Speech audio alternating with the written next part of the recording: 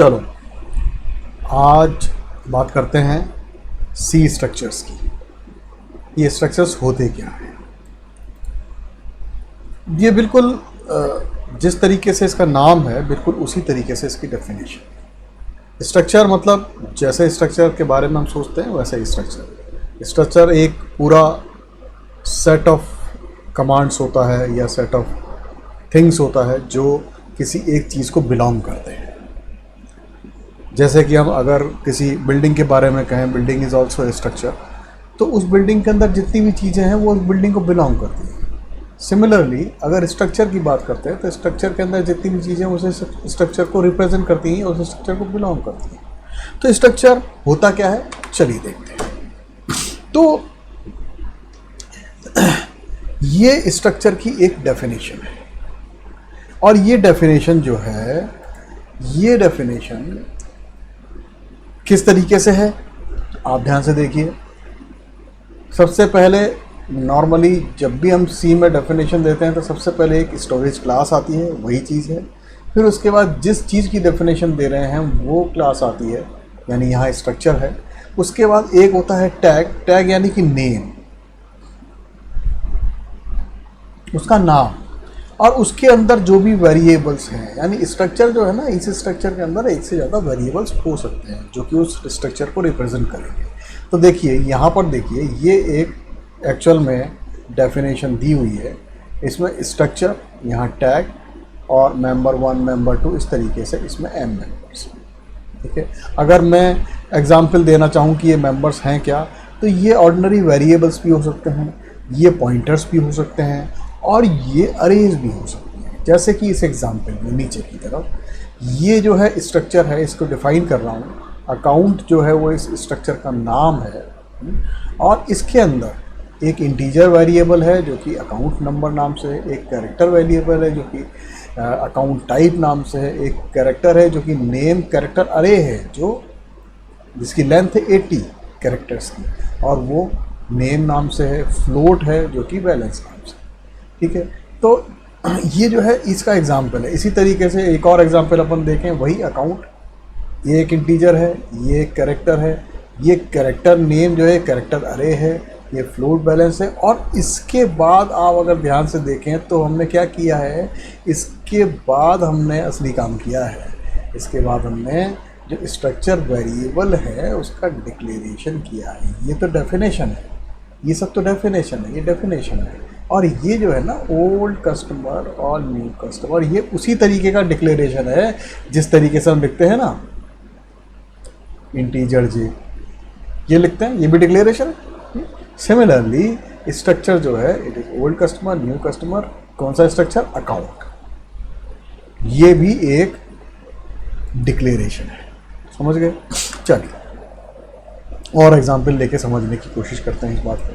तो देखिए यहाँ पर देखिए एक स्ट्रक्चर मैंने डिफाइन किया डेट, जिसके के अंदर 3 वेरिएबल्स हैं, उसके 3 मेंबर्स हैं, इंटीजर मंथ है, इंटीजर डे है, इंटीजर ईयर है। ये 3 डिक्लेरेशन हो गए, ये स्ट्रक्चर बन गया, ठीक है। ये एक स्ट्रक्चर है। एक और स्ट्रक्चर मैंने डिफाइन किया जो कि अकाउंट उसका नाम है और उसके अंदर एक इंटीजर अकाउंट नंबर है, एक कैरेक्टर अकाउंट टाइप है, एक कैरेक्टर अरे है जिसका नाम है नेम 80 लेंथ की है और एक फ्लोट वेरिएबल है जिसका नाम है बैलेंस। और इसके अंदर एक और स्ट्रक्चर है जिसका कि नाम है डेट।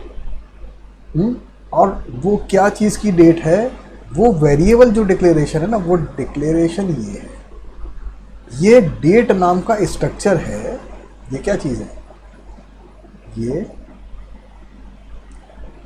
डेट नाम का स्ट्रक्चर है ये,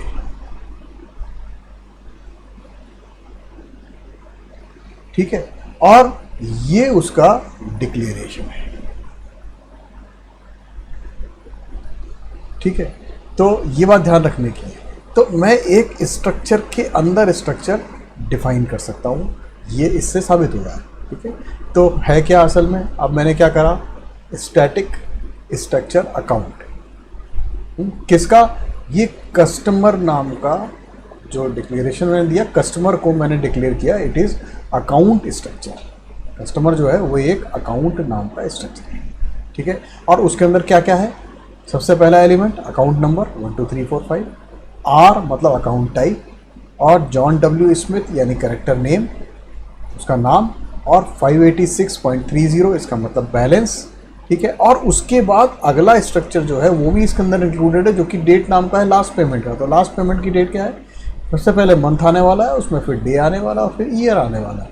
तो 5वां महीना 24 तारीख और 1990 उसका ईयर।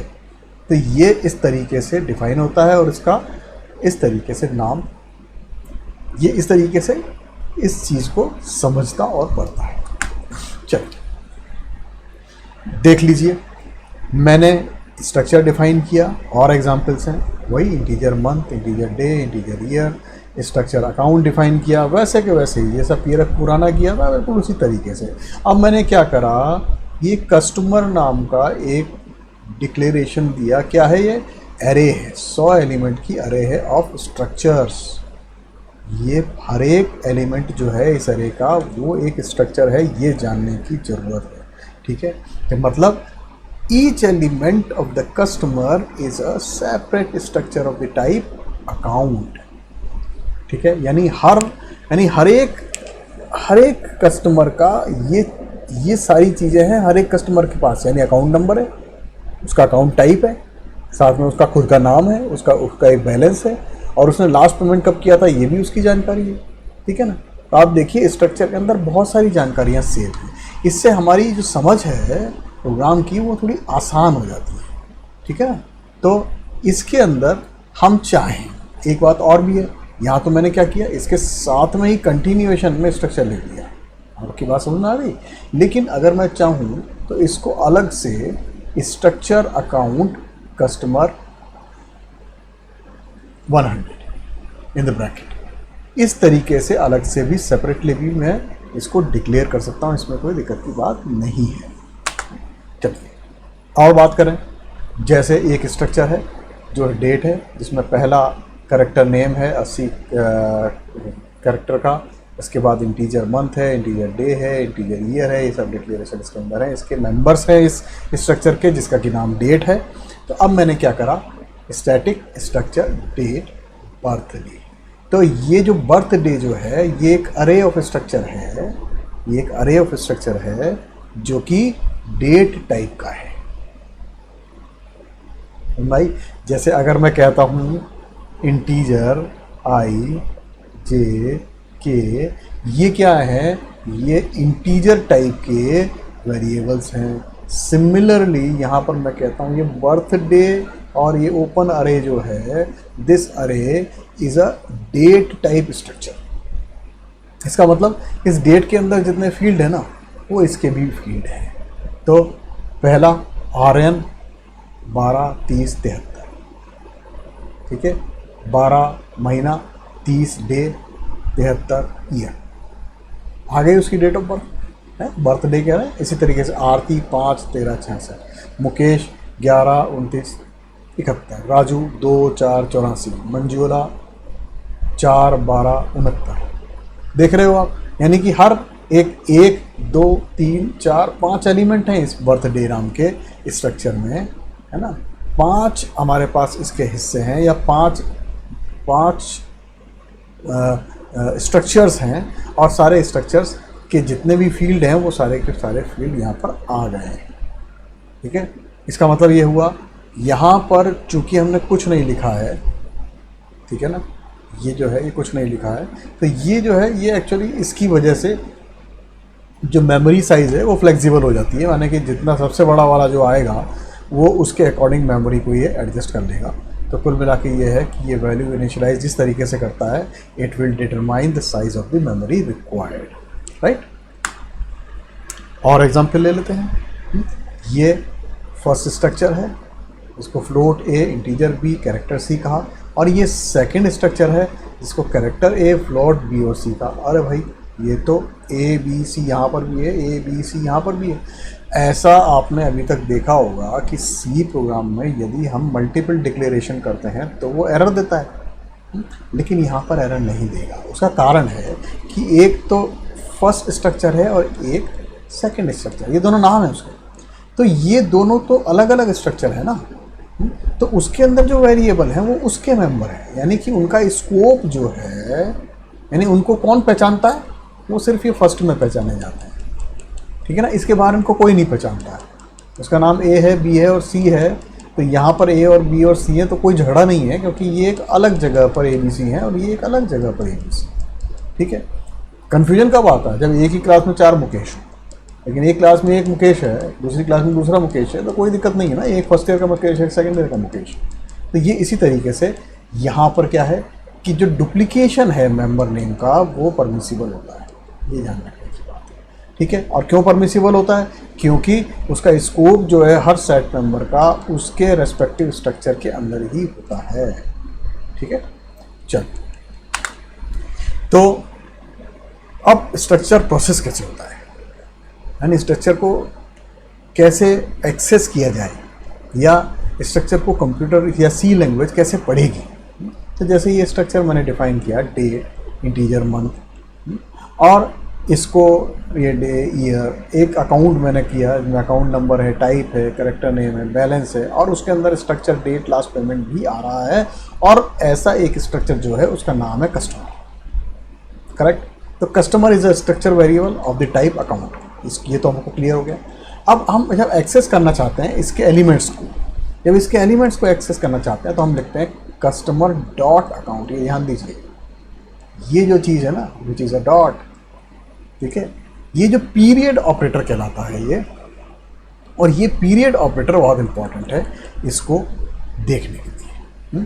यहाँ पर देखिए, अकाउंट नंबर के लिए भी एक पीरियड है, नेम के लिए भी और बैलेंस के लिए भी, सबके लिए आपने एक एक पीरियड लगाया है, ये ध्यान रखिए, ठीक है। अब मैं अगर डेट की बात करूँगा, लास्ट पेमेंट की बात करूँगा, तो कैसे करना है उसके बारे में अपन करेंगे, लेकिन ये पहले ही समझिए कि अगर हमें अकाउंट नंबर आगे, एक नंबर आगे का अकाउंट नंबर देखना है तो उसको plus plus customer account number, इसका मतलब होता है अकाउंट नंबर में एक इंक्रीमेंट है, ठीक है ना। इसी तरीके से अकाउंट बैलेंस की बात करें तो उस अकाउंट बैलेंस में, क्योंकि आगे प्लस प्लस लगा दिया, इसका मतलब अकाउंट बैलेंस में आगे का एक इंक्रीमेंट है, ठीक है। वैल्यू एक्सेस करने के बाद इंक्रीमेंट लग रहा है, इसमें वैल्यू एक्सेस करने से पहले ही इंक्रीमेंट लग रहा है, उसके बाद वैल्यू एक्सेस हो रही है, बस इतना सा अंतर आता है। एंड कस्टमर की बात करते हैं तो इसका मतलब होता है कि कस्टमर जहाँ शुरू हो रहा है, कस्टमर अकाउंट ये जो जहाँ शुरू हो रहा है, ये जो वेरिएबल जिस जगह से शुरू हो रहा है मेमोरी में, उस जगह की लोकेशन, ठीक है। और कस्टमर डॉट अकाउंट नंबर, इसके आगे एंड अगर लगाता हूँ तो मेमोरी लोकेशन कौन सी हुई, easy to guess, it is account number of the customer structure variable, right. तो इसमें कोई दिक्कत की बात नहीं होनी चाहिए। सिमिलरली आगे बात करें, हम लास्ट पेमेंट की बात कर रहे हैं तो उसको कैसे हम करेंगे, लास्ट पेमेंट मतलब वो डेट वाले स्ट्रक्चर में आ जाएगा, तो इसका मतलब customer dot last payment dot, यानी कस्टमर नाम का जो स्ट्रक्चर अकाउंट स्ट्रक्चर वेरिएबल है उसके अंदर लास्ट पेमेंट नाम का डेट स्ट्रक्चर वेरिएबल है, और उसके अंदर मंथ नाम का वेरिएबल है, उसको हम एक्सेस करना है, ठीक है। तो यहाँ चीज़ थोड़ी सी कॉम्प्लिकेटेड लग रही है आपको, लेकिन एक्चुअल में ये कॉम्प्लिकेटेड है नहीं। जब भी आप ऑब्जेक्ट ओरिएंटेड प्रोग्रामिंग पढ़ेंगे तो वहाँ पर स्ट्रक्चर बहुत ज़्यादा काम आएगा। चलिए, anyway, plus plus customer last payment, day में इंक्रीमेंट चाहिए हो गए लास्ट पेमेंट के। इसी तरीके से कस्टमर नेम टू, इसका मतलब ये है कि ये जो नेम का जो थर्ड कैरेक्टर है वो देगा। नेम कैसे आ रहा है, नेम एक तो नेम 0 होगा पहला, फिर नेम 1 होगा, और इसी तरीके से नेम 3 होगा, ठीक है। तो इसका सॉरी, यहाँ पर तो 2 होगा लेकिन वो एक्चुअल में थर्ड होगा। तो ये जो है कस्टमर नेम ब्रैकेट में 2, ये जो अरे का थर्ड कैरेक्टर देगा। इसी तरीके से कस्टमर 13 या 13 यानी 14 नंबर का कस्टमर जो है उसका नाम यहाँ पर देगा, ठीक है। इसी तरीके से 14 नंबर का जो कस्टमर है उसको एक इंक्रीमेंट लगाएगा, ठीक है, और उसका लास्ट पेमेंट डे बताएगा, ठीक है। तो इजी है, इन बातों को समझने में कोई दिक्कत नहीं आती है। लेकिन ये स्ट्रक्चर वेरिएबल बहुत काम आता है। उसका कारण है कि हमें ये कन्फ्यूजन नहीं होता है कि भाई हमें अब वेरिएबल बार बार जब हम काम में लेते हैं ना, जब हम अकाउंट नंबर काम में लेंगे या अकाउंट टाइप काम में लेंगे, एक प्रोग्राम में मान लीजिए 50 जगह काम में लेंगे, तो आपको खुद को कन्फ्यूजन हो जाएगा कि किस टाइप का था या क्या। अब अभी आपको क्या है कि ये चूँकि ये सबके सब एक ही जगह पर आ गए अकाउंट नाम के स्ट्रक्चर वेरिएबल में, तो अब आपके दिमाग में एक ही वेरिएबल को याद रखने की ज़रूरत है, ठीक है ना। इन सबको याद रखने की आवश्यकता नहीं है। और कहीं पर अगर मिक्स एंड मैच भी हो रहा है तो मिक्स मैच होने पे भी कन्फ्यूजन नहीं होगा, क्योंकि दो अलग अलग स्ट्रक्चर आएंगे। एनीवे, और भी अगर प्रोसेसिंग करते हैं हम तो यहाँ से देखिए customer dot balance equal to 0, यानी कि कस्टमर का बैलेंस, ये वाला बैलेंस 0 है। Customer dot balance minus equal to payment, यानी कि अब जब भी होगा तो जो बैलेंस है उसमें से पेमेंट घटा के वापस बैलेंस बता देगा, ठीक है। Similarly customer last payment of month, तो ये यहाँ पर पहुँच गया और वो इक्वल टू 12 है। इसी तरीके से प्रिंट है, अब जैसे कमांड देते हैं कोई, तो कमांड को किस तरीके से प्रोसेस करता है स्ट्रक्चर, तो प्रिंट है नेम परसेंटेज एस स्ट्रिंग के लिए लगाते हैं \n और कस्टमर डॉट नेम, यानी अब जो है कस्टमर का जो नाम है वो कस्टमर डॉट नेम से एक्सेस होगा और वो नेम के आगे प्रिंट हो जाएगा। सिमिलरली जैसे अगर हम कोई इफ़ एल्स कमांड यूज़ में लेते हैं तो customer dot account type is equal to, यदि पी है तो ये कहेंगे preferred account number customer account number, और अगर ये नहीं है पी तो ये कहेंगे it is a regular account number और कस्टमर, यानी ये बता देगा कि ये अकाउंट नंबर जो है रेगुलर अकाउंट नंबर है या फिर प्रिफर्ड अकाउंट नंबर है। तो सीधी सी बात है, जब भी हमें एक्सेस करना है तो एक्सेस करने के लिए हम डॉट काम में लेंगे, ठीक है। चलिए, तो इसके बाद वाले लेक्चर में हम और थोड़ा सा स्ट्रक्चर के बारे में जानेंगे, कोई एक पर्टिकुलर एग्जांपल लेके इस बात को समझेंगे कि स्ट्रक्चर एक्चुअल में प्रोसेस होते कैसे, क्योंकि जब तक हमको स्ट्रक्चर का एक सॉलिड एग्जांपल जिसमें स्ट्रक्चर का यूज़ कर रखा हो नहीं मिलेगा, प्रोग्रामिंग वाला एग्जांपल, जब तक ये चीज़ थोड़ी सी कॉम्प्लिकेटेड लगेगी। तो नेक्स्ट लेक्चर में हम यही देखेंगे। तो until then stay tuned and all the best.